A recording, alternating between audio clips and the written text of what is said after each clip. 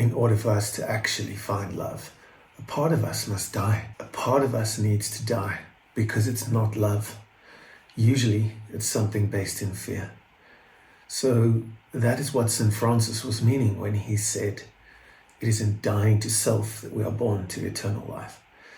It is when the personality gets in the way.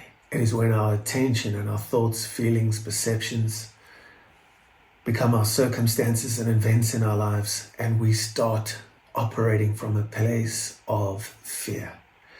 And we don't even know we're doing it.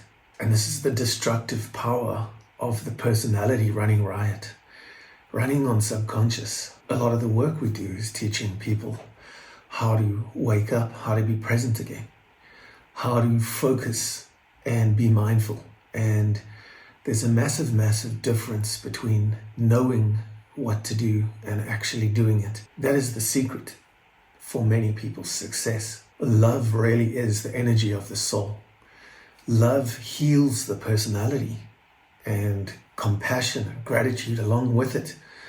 And we've often overcomplicated this thing, and this is where the sacred texts and the wisdom traditions come in, is that we need to return to love. That's how we're going to get through the mental health crisis and every other epidemic, pandemic that ever comes. By returning to self. We've all heard of the power of love, but I think we underestimate it, especially when it comes to healing ourselves. An authentically powered person really lives in love. It's IQ, EQ, which is your emotional quotient. And that makes you live a completely different life to a person whose heart is hardened. And when your heart's hardened, a part of you needs to die. Compassion and kindness really have become pivotal to people understanding that to heal a personality, which is a mask, it's something inauthentic, that you need to bring your authenticity to the party. The truth will set you free, and that's the most powerful thing I've ever learned. The truth will set you free. That's one of the most powerful things I've ever seen people apply.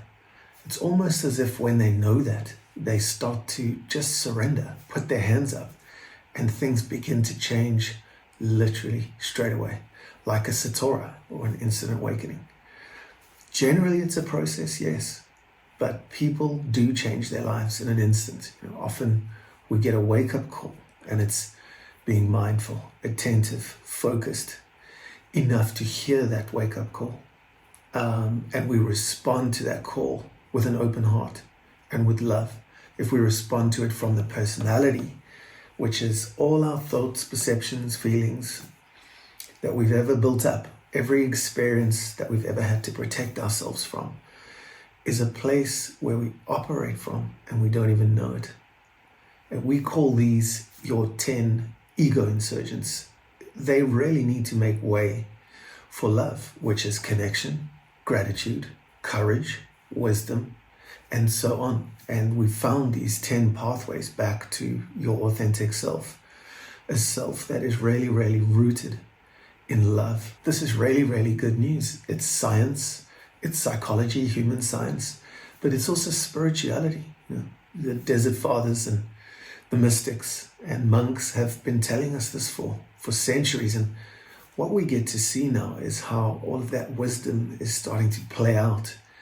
And when you have a disordered personality, you're going to have a disordered life, disordered relationships, disordered career, finances, and so on. Eventually, that disorder is going to seep into everything. So we return to a full dimension of wellness when we become authentic once again. Some of us have never found our authenticity, and we can really use that as a wake-up call. If we're suffering, we need to take it as a wake-up call and start to actually change.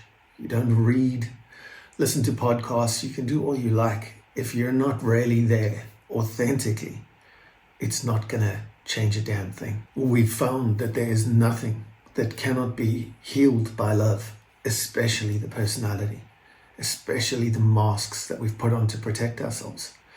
So for us, hell is empty. I keep saying that to people, and it's good news once again. How can you blame somebody who is frightened and fearful and operating with a closed heart, with no emotional quotient whatsoever, or the emotions of, a 10-year-old?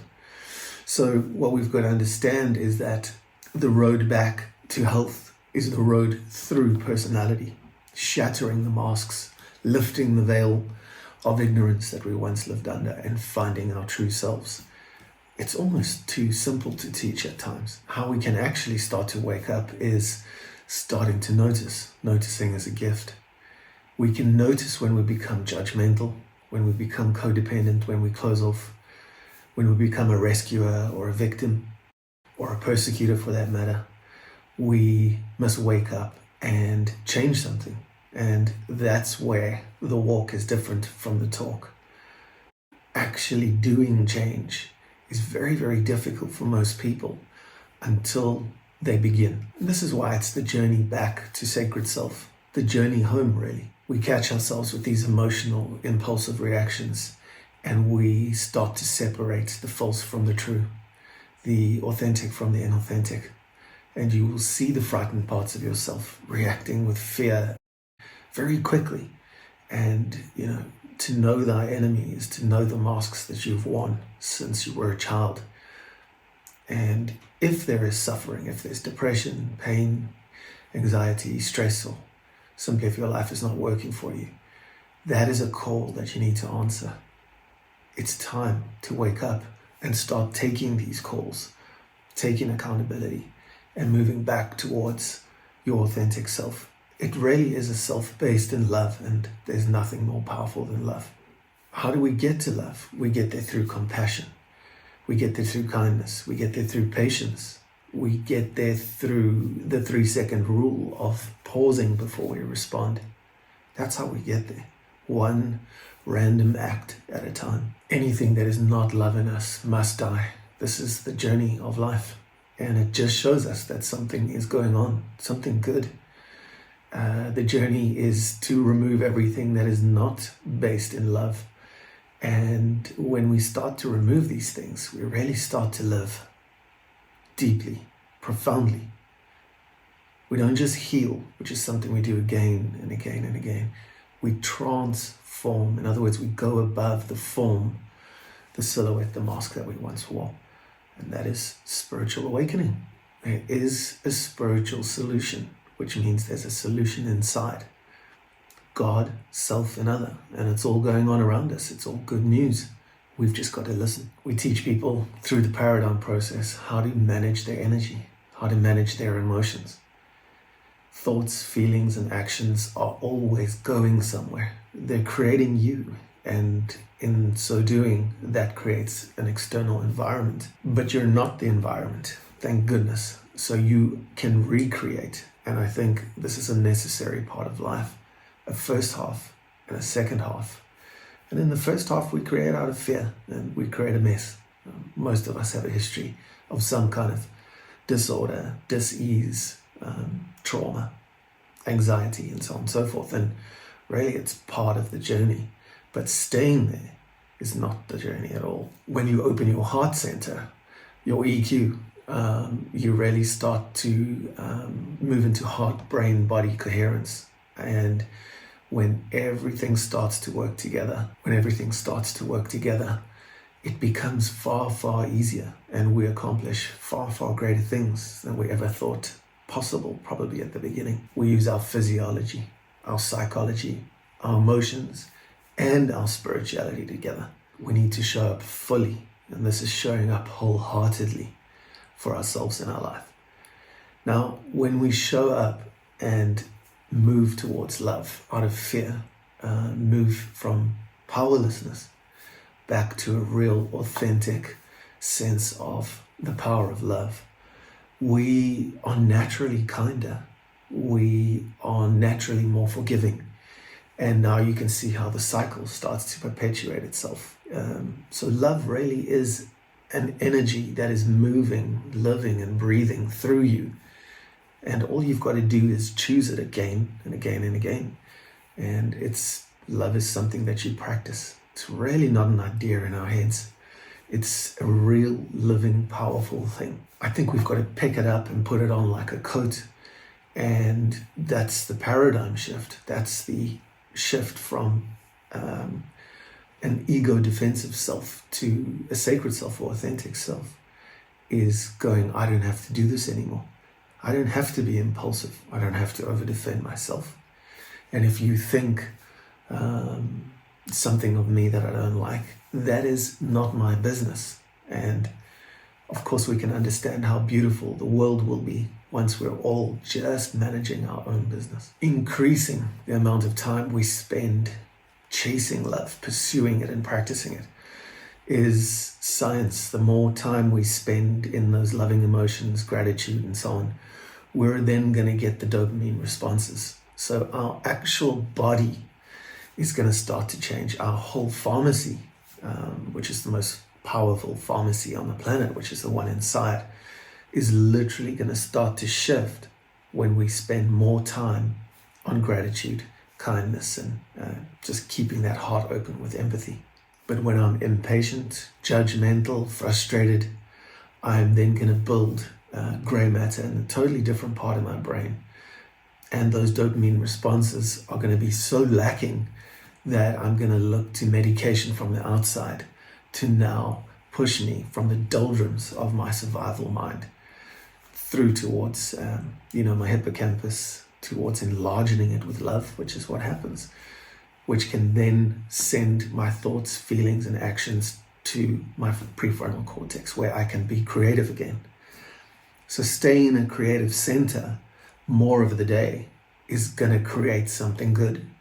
Staying in a survival mind is not going to bring much for us to thrive on. Well, the key here is that love is contagious. So it starts with the self. Any journey that we go on starts with me and flips upside down into we. It starts with the self, and then it spreads like wildfire through other people into our relationships. That's what empathy is. It's care, love for other people, because it's overflowing inside of us and we've got enough of it to give away, which is what I find the great shift is at the moment in the world. It's starting to run more and more on love, and people are far, far more tolerant of each other than they've ever been. It's difficult. The conversations we're having in the world today are difficult. They're about racism, transgender, the left, the right, the middle, the up, the down.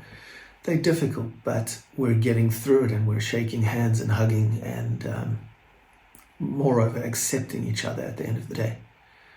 So love becomes contagious. We move from self-loathing, self-indulgence, selfishness through to self-love. The love that we practice inside is something that is going to change the world. And that really is any process, the 12 steps, the 4 agreements, whatever it's going to be. It's first building the self, understanding that there's a true self that can really change everything. So when you change the way you look at things, the things you look at actually change, including the person or the personality looking back at you in the mirror.